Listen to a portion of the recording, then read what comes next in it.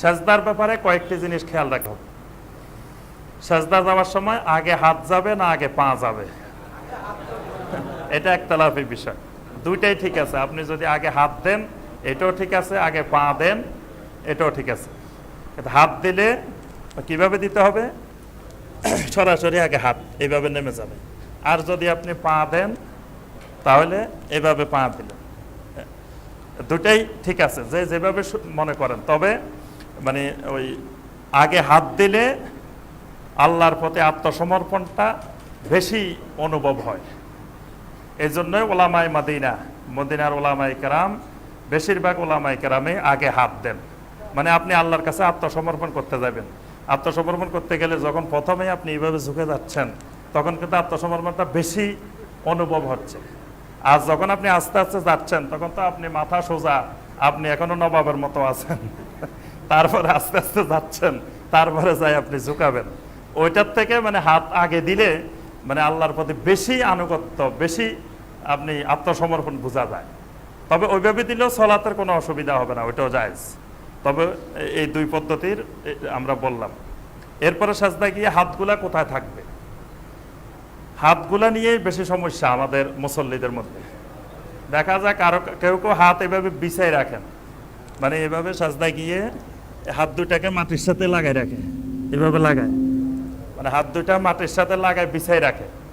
নবী সাল্লাল্লাহু আলাইহি ওয়াসাল্লাম নিষেধ করছেন যে তোমরা কুকুরের পায়ের না, কুকুর যেভাবে বসে সামনের দিকে হাত দুটারে এইভাবে বিছাই, এইভাবে বিস্তৃত না করে সাজদা দিতে নিষেধ করছেন। কিন্তু আমরা অনেক ভাইকে দেখি হাত দুটারে এইভাবে মাটির সাথে লাগাই রাখেন। এই লাগাই রাখা যাবে না, হাতগুলো মাটি থেকে আলাদা থাকবে, হাত মাটির সাথে লাগবে না, এটা খেয়াল রাখতে হবে। আর দুই হাতের পাতা এটা কাঁধ বরাবর নিচে থাকবে। এটা আমরা অনেকে এত সামনে নিয়ে যাই, মাথারও সামনে চলে যায়। কেউ কেউ এখানে মাথা নিয়ে গেছে, এখানে এরকমও আছে, আবার এরকমও আছে, আবার এরকমও আছে। এগুলো সবগুলো ভুল পদ্ধতি। মানে সহি পদ্ধতি হলো আপনার হাতটা থাকবে কোথায়? কাঁধের নিচে, মাথা থাকবে সামনে। অর্থাৎ এইভাবে এখানে আপনার কাঁধ থাকবে কাঁধ বরাবর নিচে, এই হাতগুলো পিছনে থাকবে কাঁধের নিচে, আর মাথা থাকবে সামনে। এটা আমাদের অনেক ভাই ভুল করে। সহি যারা সালাত আদায় করতে চান তারাও অনেকে ভুল করেন, যে হাতটা দেখা যায় সামনে চলে যায়, অনেকের সামনে থাকে। হাতটা তো সামনে থাকবে না, হাত মানে কাঁধ বরাবর নিচে থাকবে, হাত বেশি সামনে যাবে না, এটা খেয়াল রাখবেন। আর সাজদার সময় একেবারে কাছাকাছি সাজদা না দিয়ে একটু দূরে সাজদা দিতে হবে, যাতে মাথা পিঠটা এভাবে ঢালু থাকে। মানে ওটার মতো ঝুঁকে সাজদা দেওয়া যাবে না, এটা নিষিদ্ধ। এটা সবসময় খেয়াল করতে হবে যে ওটার মতো, মানে যদি কাছে দেন তো দেখবেন যে পিঠটা উপরে উঠে থাকবে। এই জন্য একটু দূরে দূরে গিয়ে দিতে হবে, তাহলে মাথা পিঠ পিছনের অংশ এইভাবে ঢালু থাকবে।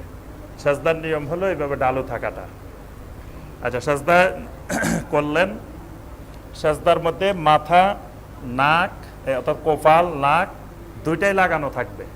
কেউ কেউ দেখা যাচ্ছে কপাল লাগাইছে, নাক তুলে রাখছে। হ্যাঁ, নাক তুলে রাখা যাবে না, নাক এবং কপাল দুইটাই লাগায় রাখতে হবে। আর এখান দিয়ে একটু ফাঁকা থাকবে নিচে দিয়ে, মানে আপনি যখন এইভাবে রাখবেন তখন কিন্তু এখান দিয়ে ফাঁকা থাকবে। আবার এটাকে এমনি করে দেওয়া যাবে না, কেউ কেউ আবার এমনি করে সাজদা করে, মানে দুই দিকে এইভাবে ঠেলে দিয়ে দেয়, ফাঁসের বাইরে আর সাজদা করতে পারে না। মানে এমনভাবে সাজদা করে এটার গুতায় এই ফাঁসের বাইরে আর সাজদা করতে পারে না। এজন্য এটা এইভাবে না করে এটা এইভাবে সোজা থাকবে। সোজা থাকলে হাতগুলোকে নরম করে রাখতে হবে। নবী সাল্লাল্লাহু আলাইহি ওয়াসাল্লাম জামাত শুরুর আগে বলে দিতেন, ওয়ালিয়ানু বিআইদি ইখওয়ানিকুম, তোমাদের ভাইয়ের জন্য হাতকে নরম করে রাখো, হাত শক্ত রাখিও না, শক্ত রাখলে পাশের ভাইয়ের কষ্ট হবে। এজন্য পাশের ভাইয়ের দুই পাশে যাতে কষ্ট না হয়, এজন্য হাতগুলোকে নরম রাখতে হবে। আর মানে এগুলোকে একবার এইভাবে করে দেওয়া যাবে না, হাত তো ক্যাবলামুখী রাখতে হবে। হাত ক্যাবলামুখী থাকলে কিন্তু এইভাবে যাবে না। যখন আপনি এগুলোর এমনি করবেন তখন কিন্তু উত্তর দক্ষিণ হয়ে যাবে, এটা খেয়াল রাখতে হবে।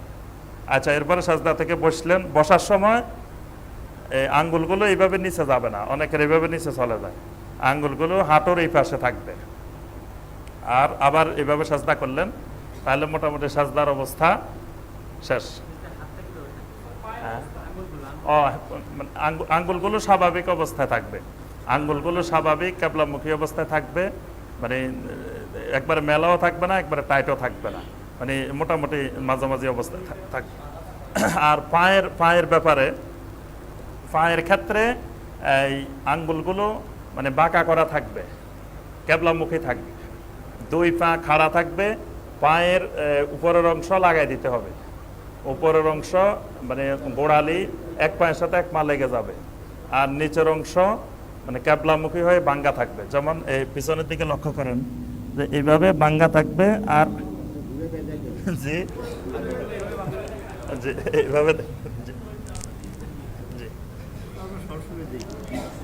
জি যখন এইভাবে যাবেন তো সেজদা করার সময় এই পায়ের গোড়ালি লাগানো থাকবে, আর আঙ্গুলগুলো বাঁকা করে কেবলামুখী থাকবে, দুই পা লাগানো থাকবে, এইভাবে ফাঁকা থাকবে না, মানে এইভাবে লেগে যাবে, উপরের অংশ লেগে যাবে।